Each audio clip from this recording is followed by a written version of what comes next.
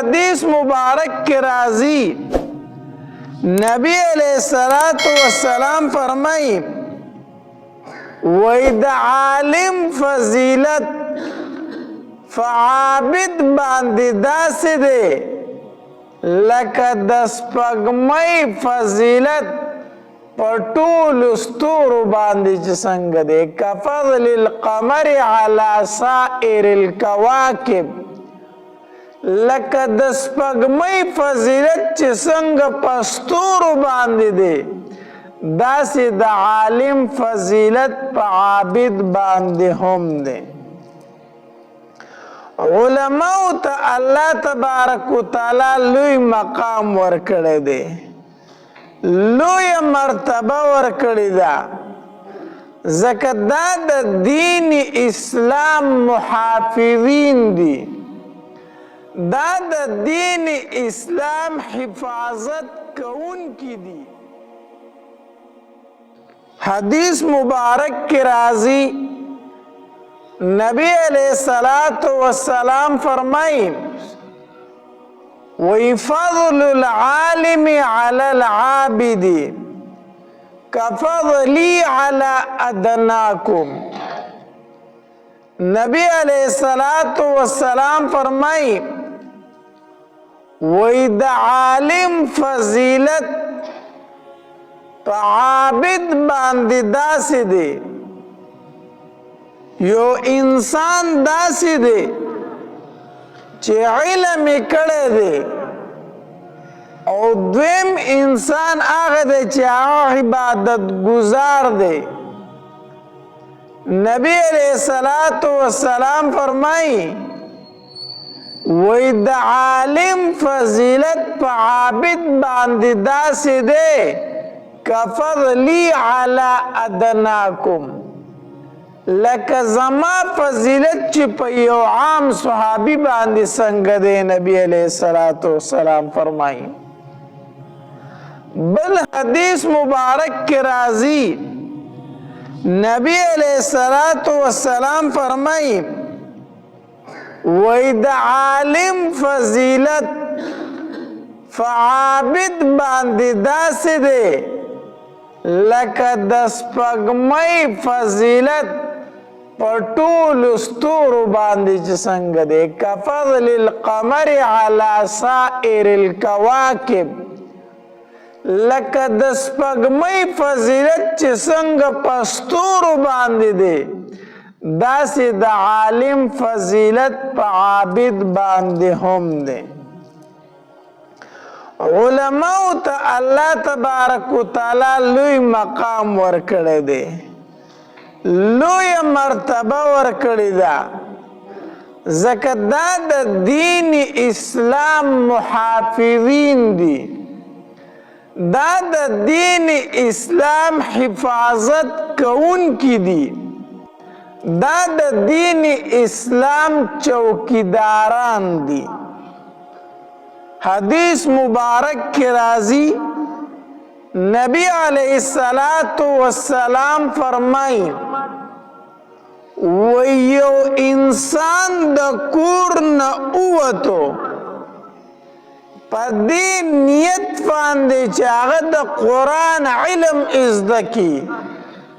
د احادیث مبارکو علم زده کړي نبی علیہ السلام فرمائی اللہ تبارک و تعالی دی انسان تا وی زت دا علم پا لار باندی او ما در تا دا جنت لار آسان اکلا زد جنت پا دروازو باندی داخل شا حدیث مبارک کی راضی نبی علیہ السلام فرمائی کم انسان چې د علم د زده کولو د پاره د کور نه ووتو الله تبارک وتعالی فرشتو ته وفرمایي ای فرشتو د دې انسان د خپو د قدمونو د لاندې تاسو خپلې وزرې خورې کوي بیا حدیث مبارک کی راضی نبی علیہ السلام فرمائی وی د دې انسان د پاره په اسمان کې فرشتي، په هوا کې مارغان، په سړو کې میږیان او په اوبو کې میان د دې انسان د پاره د مغفرت دعاګانې غواړي. فرشتي وایي، میان وایي، میږیان وایي، مارغان وایي الله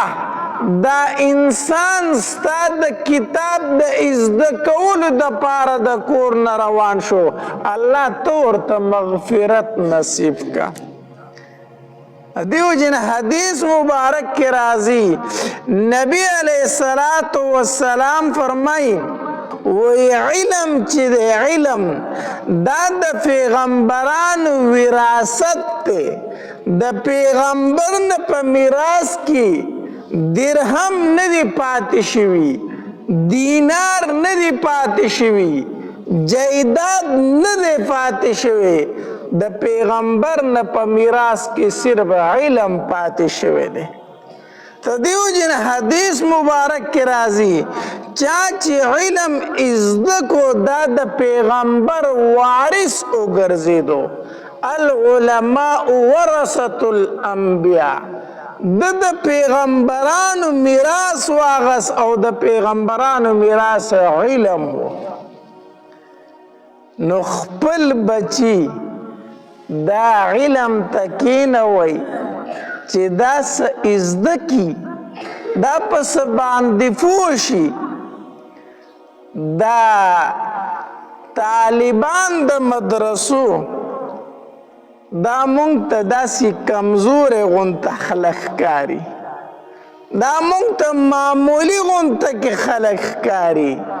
خدا د الله تبارک وتعالی په دربار کې ډیر لوړ مقام لري،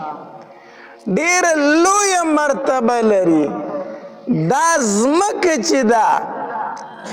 دا د بادشاه رعایت نه کوي، دا د وزیر رعایت نه کوي، دا د خان او د ملک رعایت نه کوي. د زمانی بادشاہ دے، وزیر دے، ملک دے، نواب دے، دا چې دی په دې خاورو کې کېښودو دا ځمکه د ده لحاظ نه کوي. دا نه وایي دا ځمکه چې زما غېږې ته بادشاه راغی، زما غېږې ته ملک راغی، زما غېږې ته وزیر راغی. دا ځمکه چې رعایت کوي صرف د دې حافظ قرآن رعایت کوي. د دې مدرسې د دې طالب زو تو چې ورته چڼې وایو دا ځمکه د دې رعایت کوي. حدیث مبارک کې راځي نبی علیہ الصلوۃ والسلام فرمایي اذا مات حامل القرآن، کله چې حافظ قرآن وفات شي، اوحى الله الى الارض، الله تبارک وتعالی ځمکې ته وحی وکړي الله تأکل لحما، ای ځمکې د دې حافظ قرآن غوښې به ته نه خورې. په ځمکه باندې الله د حافظ قرآن غوښې حرام کړي دي. ای ځمکې د دې حافظ قرآن غوښې به نه خوري. دا معمولی انسان نه دی، د ده په سینه کې 6666 آیتونه مبارکه پراته دي. د ده په سینه کې د بخاري احادیث پراته دي، د ده په سینه کې د مسلم شریف احادیث مبارکه پراته دي. الله تأکل لحما، ای ځمکې د دې حافظ قرآن غوښې به نه خوري. ځمکه جواب ورکوي الله تبارک وتعالی ته. قالت الارض، ځمکه وایي ای وربي، ای زما ربه، کیف آکل لحمه، زه به څنګه د غوښې خورمه وکلامک فی جوفی د چا په سینه کې چې ستا کلام پروت دی ځمکه وایي الله د ده غوښې زه څنګه وخورم د ده په سینه کې خو ستا کلام پروت دی نو زه به د ده غوښې څنګه خورم ځمکه د هیڅ چا لحاظ نه کوي ځمکه د هیڅ چا رعایت نه کوي د بادشاه نه کوي د وزیر نه کوي د ملک نه کوي ځمکه چې رعایت کوي د حافظ قرآن رعایت کوي حدیث مبارک کے راضی نبی علیہ السلام فرمائی من جاءه الموت هغه انسان چاغت مرگ راشي وهو يطلب العلم په داسې شان کې چې د علم ازده کو یو انسان دی او هغه ته مرګ راغی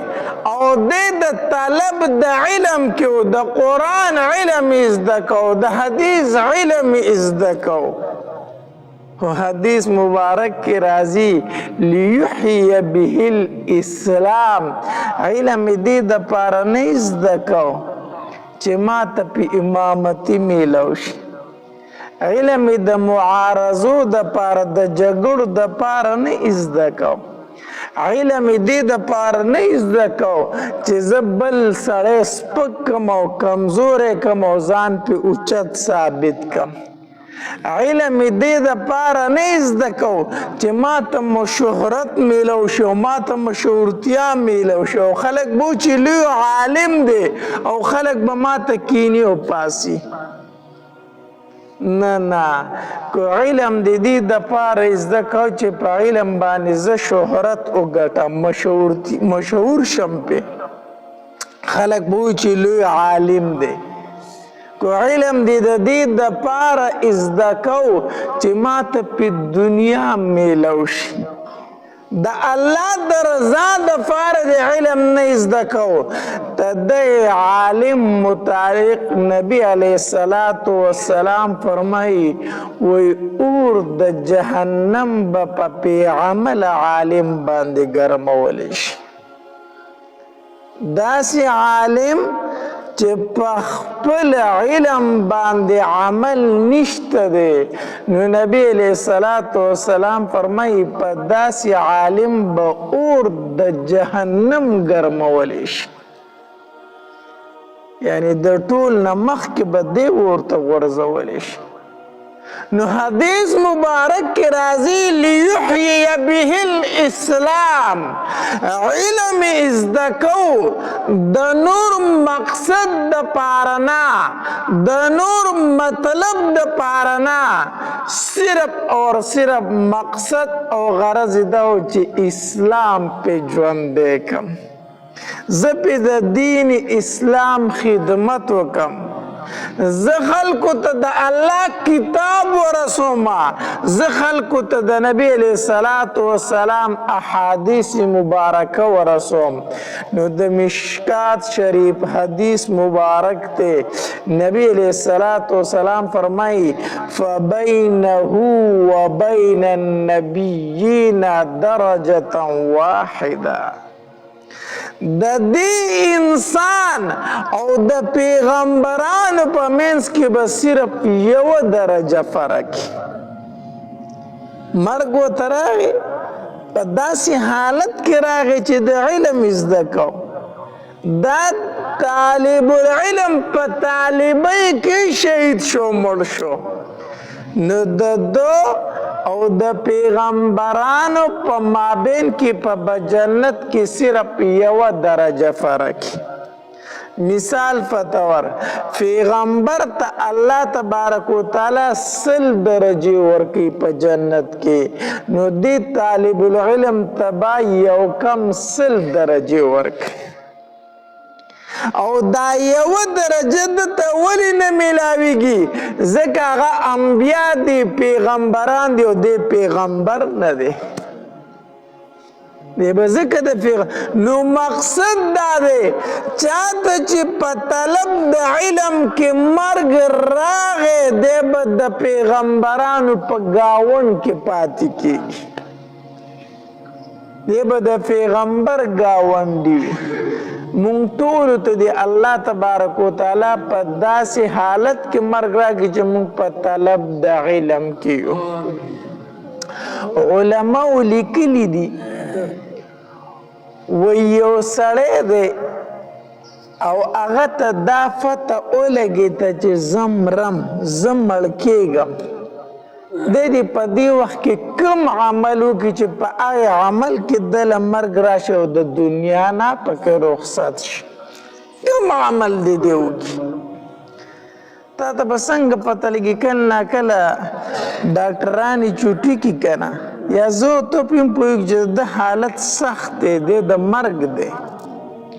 نو دی دې په دې ټایم کې کوم عمل شروع کړي چې دی په هغه عمل کې د دنیا نه رخصت شي علماو لیکلي وي په دې ټایم کې د دې طالب د علم جوړ شي طالب د علم دی جوړ شي ځان ته د یو تن کینی او هغه ته دی وایي چې ما ته د دین یوه مسله ښیه چې زه یې درنه زده کومه ما ته د دین خبرې کوه چې زه یې درنه زده کومه ما ته احادیث ښایه ما ته یو آیت ترجمه کوه چې زه یې زده کوم چې ما ته الله په دې حالت کې مرګ راولي چې زه په طلب د علم کې مړ شمه نو چې په طلب د علم کې وفات شو او مړ شو نو د چا ګاونډ کې به په جنت کې د پیغمبرانو په ګاونډ کې به وي علم دومره لوی څیز دی دومره لوړ مقام لري دومره لویه مرتبه لري الله حدیث مبارک کې راځي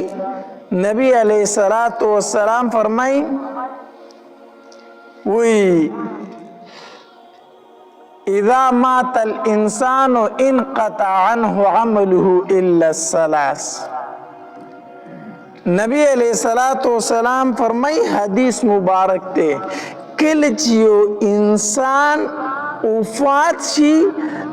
د اعمالو سلسله ختم شوه کله چې انسان مړ شي د اعمالو سلسله څه شوله ختمه شوه دا خو مونږ ژوندي یو الحمدلله مونځ هم کوو ذکر هم کوو حجونه هم کوو تلاوتونه هم کوو عمرې لم تللی شو هر نیک عمل کولی شو چې ژوندي یو خو چې کله مړه شو د اعمالو سلسله څه شوله ختم شوه خو نبی علیہ السلام فرمای الا الثلاث درې اعمال داسې دي چې پس د مرګم انسان ته د هغې ثوابونه میلاویږي یو په هغې کې نبی علیہ السلام فرمایي صدقة جاریه صدقه جاریه په خپل ژوندانه باندې جومات رخ کړی دی مدرسه دی رخ کړې ده لاره دی رخ کړې ده کوی دی ایستلی دی او خلک راځي د هغې نه اوبه څښي یا پې اودسونه کوي مونځونه کوي ته مړ یې په قبر کې پروت یې په لحد کې پروت یې په دې جومات کې په دې مدرسه کې چې څومره خلک سبقونه وایي تا ته په مفتو کې د هغې ثوابونه در رسي کوی دې ایستلی دی خلک د هغې نه اوبه څښي ته مړ یې په لحد کې پروت یې خو څوک چې د هغې نه اوبه څښي د هغې ثواب تا ته میلاویږي نو یو نبی علیہ السلام فرمائی صدقة جاریہ صدقہ جاریہ دویم نبی علیہ السلام فرمائی وی فز د مرګ چې انسان ته د هغې ثواب میلاویږي ولد صالح یدعو له نیک عمله بچی دی څه شی دی نیک عمله بچی دی په خپل ژوندانه باندې د بچي صحیح تربیت تی کړی دی قرآن دی ورته ښودلی حدیث دی ورته ښودلی دي ته په قبر کې پروت یې دا بچی چې مونځ وکړي دی لاس اوچت کړي وی رب ارحمهما کما ربیانی صغیرا اے رب زما په مور او پلار باندې رحم وکړي څنګه چې په وړوکوالي کې زما تربیت کړی دی مقصد داره الله زما په مور او پلار باندې داسې خفه شه څنګه چې په وړوکوالي کې په ما باندې خفه کېدل علماو لیکلي وی هیڅ یو بچی د مور او پلار حق نشي ادا کولی سیوا د هغې بچي نه چې کوم بچی د فرض مانځه نه وروستو دا وظیفه 3 پیرې کوي رب ارحمهما کما ربیانی صغیرا کوم بچی چې دا وظیفه د مانځه نه وروستو 3 پیرې کوي ګویا چې دی بچي د مور او پلار حق ادا کو مور او پلار یې څه کو حق ادا کو دغه بچی دی دی قرآن را واخلی وی الف لام میم د څو نیکۍ میلاو شي 10 نیکۍ دی مور او پلار ته په قبر کې په مفتو کې 10 نیکۍ میلاو شي ولد صالح نیک عمل بچی نیک عمل بچی تای تربیت ښه کړی قرآن دی ورته ښودلی حدیث دی ورته ښودلی دي کتابونو یو واقع لیکلې ده و عیسی علیه السلام په لاره باندې تېرېدو یو قبر والا و چې الله تبارک وتعالی هغې قبر والا ته ډېر سخت عذاب ورکو په قبر کې او دا د عیسی علیه السلام معجزه وه الله تبارک وتعالی به ورته د قبر والو حالت ښودو چې یاره دې قبر کې په دې مړي باندې عذاب دی او که د الله په رحمتونو کې دی دا حالت په عیسی علیه السلام ته الله تبارک وتعالی ښودو نو په یو قبر تېرېدو قبر والا ته ډېر سخت عذاب میلاویږي ډېره موده پس عیسی علیه السلام بیا په دغې لاره تېرېدو څه ګوري چې هغه قبر والا د جنت په نعمتونو کې ناست دی د جنت په باغچو کې ناست دی عیسی علیه السلام داسې اسمان ته وکتل وی الله لویه بادشاهي دي د څوک درنه تپوس نشي کولی نو سموده مخکې په دې ترتلم دا مړی دا انسانو چې تا ورته عذاب ورکو او اوس هغه انسان دی هغه د جنت په نعمتونو کې ناست دی پس تا په هر کار کې حکمت دی څوک درنه تپوس نشي کولی الله تبارک وتعالی فوراً وحی په عیسی علیه السلام نازل کړه وی ای عیسی ته په دې خبره په تعجب کې پرېوتې چې مخکې ورته عذاب میلاوېده اوس په جنت کې دی په دې خبره کې په تعجب کې عیسی علیه السلام وفرمیل وی او الله عیسی واوره دا انسان چې کله مړ کېدو نو دی په خپله دومره نیک عمله انسان نه د ده ګناهونه زیات نو دا عذاب مې ده ته د ګناهونو د وجې نه ورکوو د ده ګناهونه ډېر زیات و ځکه ورته سزا په قبر کې میلاوېده وی عیسی خو چې کله دی مړ کېده نو ده د خپلې بیبي په ګېډه باندې بچی پرېښی و دی مړ شو د بیبي په ګېډه باندې څه پاتې شو بچی پس د مرګ هغه هلک پیدا شو بیا رو لیدو دومره شو چې خبرې زده کړي وی چې کله خبرې زده کړه او داسې د پوه شو که نه نو مور یې د ګوتې نه ونیو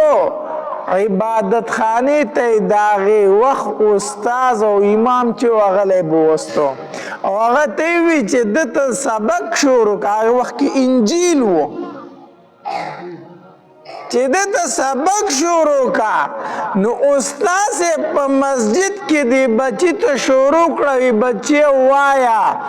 بسم الله الرحمن الرحیم وی هغې ماشوم په وړو وړو شونډو وي چې بسم الله الرحمن الرحیم وی عیسی مال حیا راځي چې د کم سړي بچی په وړو وړو شونډو زما نوم یادوي او زه یې پلار ته عذاب ورکوم مال حیا راځي چې د هغه وړوکې بچی په دې وړو وړو شونډو زما نوم اخلي او زه یې پلار ته عذاب ورکوم وی نن چې د ده بچي وي چې بسم الله وی ما یې د پلار نه عذاب پورته کو ما یې د پلار نه څه پورته کو عذاب پورته کو ولد صالح نیکعمله بچی نیکعمله بچی چې پس د مرګ مور او پلار ته ثوابونه میلاویږي الله بچی قرآن ختم کو د دې روح قرآن ثواب چې څومره دی بچی ته میلاو شو دومره ثواب یې د مور او پلار ته په قبر کې میلاو شو مفتو کې او دریم نبی علیہ الصلوۃ والسلام فرمایي او علم ينتفع به علم چې مولی سے په خپل ژوندانه باندې ځان له شاګردان تیار کړي دي چاته قرآن ښودلی دی چاته سپاره ښودلې ده چاته قاعده ښودلې ده چاته احادیث مبارکه ښودلې دي استاد صاحب مولي صاحب مړ دی په قبر کې پروت دی شاګردان په دنیا کې لګیا دي خلکو ته علمونه ښیي د دغې مولي صاحب د دغې استاد صاحب پکې حصه ده کم چې په دې قبر کې پروت دی شاگردانو په اعمالو کې د دې عالم د دې مولي صاحب څه ده حصه ده نو او علم ينتفع به علم چې پس د مرګ په هغې سره څه اخیستلی کېږي پیدا اخیستلی کېږي علم دا ډېر لوړ څیز دی دا ډېر قیمتي څیز دی ډېر قیمتي څیز دی الله خلک وی و یاره زه به په بچي باندې علم وکړم خو خوري به بیا سو زه به په بچي باندې علم وکړم مدرسې ته به یې بوځم خو خوري به څه ښځه به څنګه ساتي بچي به څنګه ساتي ته داسې دغه راغلی دا ښځه او بچي جوته ساتې نو دا خپله ښځه جوته ساتې نو دا بچی دی جوته ساتي نو دا درله الله ساتي دا درله څوک ساتي دا درله الله ساتي او کوم انسان چې د الله د دین خدمت کوي د قرآن خدمت کوي د حدیثو خدمت نه کوي سوال نه پیدا کیږي چې الله دې وږی پاتې کړي سوال نه پیدا کی چې الله دې سکی عالم به هله وږی پاتې کېږي که نه چې کله د الله خزانې ختم شي او د الله خزانې ختمیږي نه نو عالم وږی پاتې کېږي نه پوه شو که نه ځکه چې کوم انسان د الله د دین خدمت کوي الله به هغه ته څنګه نه ورکوي چې فاسق او فاجر ته یې ورکوي هغه ته به یې څنګه نه ورکوي الله نو تاسو به درننه پورې دا نه اورېدلي چې پلانکي مولي صاحب د غریبۍ د وجې نه خودکشي وکړه چې تا اورېدلي خو دې په اخبار کې په ټي وي کې په خبرونو کې چې دا خبره تاسو اورېدلي چې پلانکي مولي صاحب د غربت د وجې نه څه وکړه خودکشي وکړه او نور به داسې ډېر خبرونه تاسو ته میلاویږي چا وایي بچي ووژله او ښځه یې وژله او بیا یې ځان هم ووجه خو د مولي صاحب او د عالم صاحب متعلق په دا خبره تاسو ته مخکې رانه شي حالانکې د مولي صاحب چې زیات نه زیات هی تنخوا وي 10,000 او 15,000 دا هی تنخوا ده اوچته تنخوا ده مونږ چې ته وویلې که تاله څو تنخوا درکړې ما له 15,000 لکه دا خو تاله ډېره غټه تنخوا درکوي یاره محتمم دی جو مالدار دی دا خو تاله ډېره غټه تنخوا درکوي دا غټه تنخوا حسابېږي الله او بیا هم په هغې کې هغه ښکلې تر و تازه دی دا ولې حدیث مبارک کې راځي نبي علیه الصلاة وسلام فرمایي وایي تر و تازه دی وي هغه انسان چې زما حدیث مبارک کې واورید هغه یاد کو او د هغې نه مخکې بل ته ورسه تر و تازه دی وي دغه انسان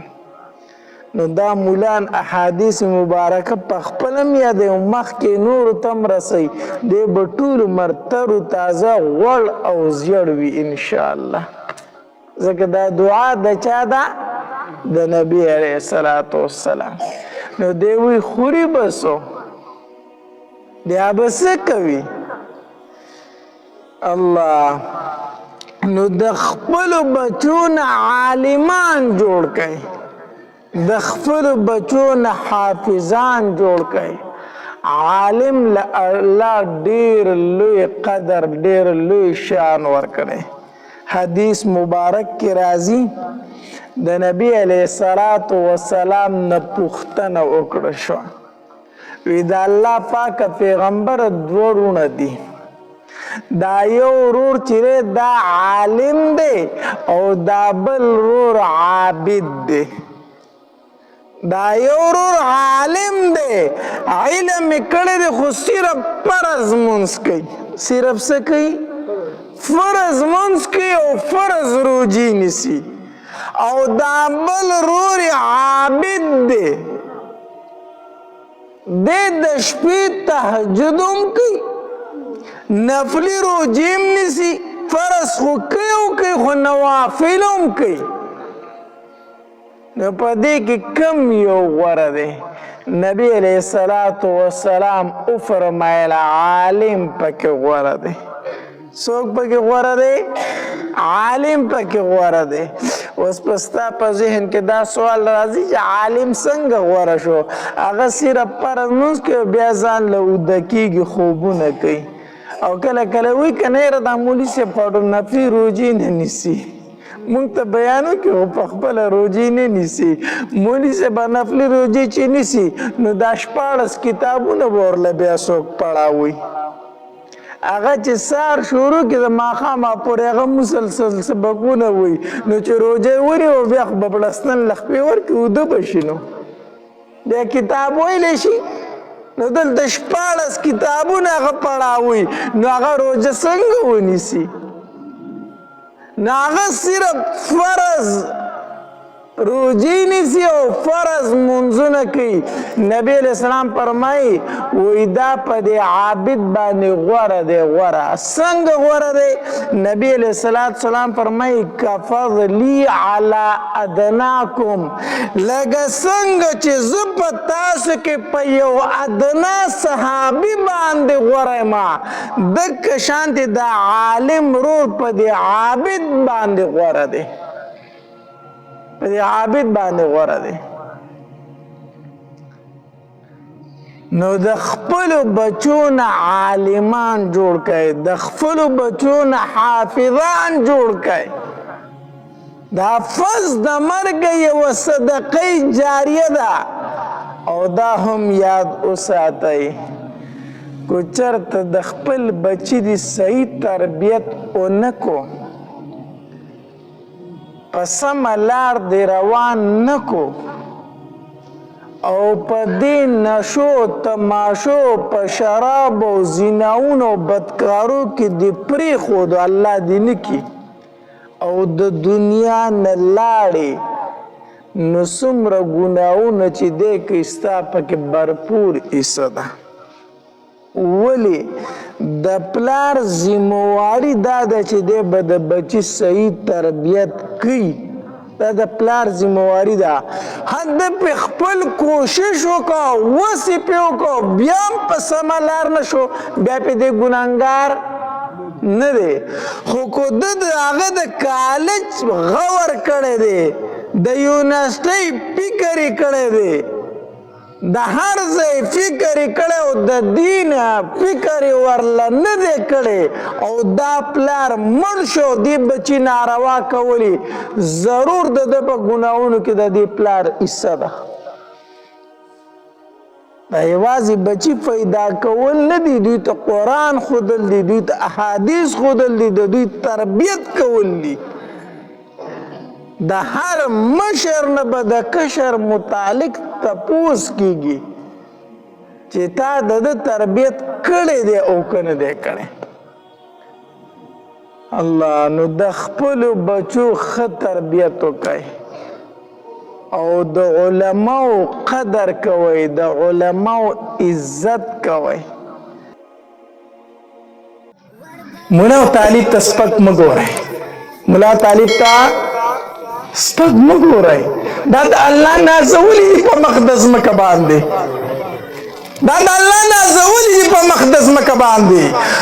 دا نن سبا چې موږ د فتنو سره مخامخ یو دا ولې دا د علماو د لرېوالي وجه ده او د آخري زمانې یو علامت دا دی یو نښه دا ده نبی علیه الصلاة وسلام فرمایي خلک به د علماو نه نفرت شروع کړي د قیامت په علاماتو کې یو علامه دا ده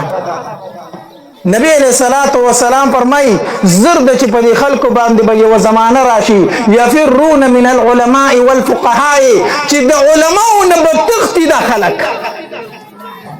به د علماو نه تختی نبی علیہ الصلوۃ والسلام فرمای وای چې کله دا زمانه رااله چې خلکو د علماو نه نفرت شروع کو د علماو نه تخته شروع کړه الله به په دې قوم باندې درې عذاب راولي سو عذابونه پر راولي درې عذابونه اول عذاب به الله دا تبارک وتعالى دا عذاب راولي چې يرفع الله البرکه من کسبهم الله تبارک وتعالى به د کاروبار نه برکت اوچت کی الله تبارک وتعالى به د کاروبار نه اوچت کی بس ده کنه یاره مولوی صاحب غټه تنخواه لمه د لاکو روپو د پاسه می تنخواه ده خو چې 30 تاریخ راځي نو بیا پکې قرضدار یم داسې نه که داسې نه ده یاره مولوي صاحب غټ تاجر یم غټ دکان مې دی خو پیسې راځي او پوهېږم نه چې په کومه مخه ځي برکت پکې نشته دی زه وایم چې په رزق کې د برکت نشته دی په ځان باندې لږ سوچ وکړه په زړه کې به دې د علماو نفرت پروت وي ګورې اول عذاب به الله دې انسان ته دا ورکوي چې د رزق نه به وله څه پورته کړي برکت دیم عذاب دا دی نبی علیہ الصلوۃ والسلام فرمایي ويسلط الله عليهم سلطانا ظالما الله تبارک وتعالى په ظالم بادشاہ مسلط کی ظالم بادشاہ داسې ده که داسې نه ده هر بادشاہ چې را باندې راځي تیر پې بخو که نه بخو هغې تیر ته بیا دعا کوو که نه کوو مونږ وایو د دې سپېره نه خو مړ هغه تیر ښه داسې ده که داسې نه ده سوچ وکړه ولې زمونږ دا حالت دی ځکه مو دا حالت دی چې د علماو نه مو نفرت دی او درېیم عذاب خو ډېر سخت دی الله دې فنا راکړي الله دې فنا راکړي نبی علیہ الصلوۃ والسلام فرمایي وایي کوم انسان چې د علماو نه نفرت کو دی به د دنیا نه په داسې حالت کې ځي چې بغیر ایمان به پکې نه ایمان به پکې نه د دنیا نه به بې ایمانه رخصتېږي چې کوم سړي د علماو نه نفرت کو الله اسې سوچ وکړئ دا خبرې موجود دي که موجود نه دي دا ولې موږ دې حالت سره مخامخ شوي یو دا ولې موږ دې حالت ته رسېدلي یو دا ولې موږ دې وخت ته رسېدلي یو چې عالم ته څوک نیمه ګنټه ناسته نشي کولی او اجراګانو ته شپې روڼی داسې ده که داسې نه ده الله دې زموږ په حال باندې رحم وکړي وروڼو د علماو طلباو سره مینه ساتئ محبت ساتئ